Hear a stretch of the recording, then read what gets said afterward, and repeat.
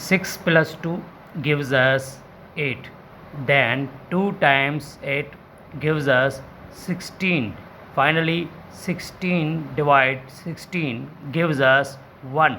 But this answer absolutely wrong, because we didn't follow the order of operation, which is called PEMDAS, where P for parenthesis, E for exponent, M for multiplication, D for division, A for addition, and S for subtraction.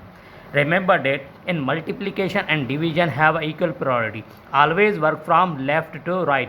Same rule applies addition and subtraction. So here in this expression, one is parenthesis.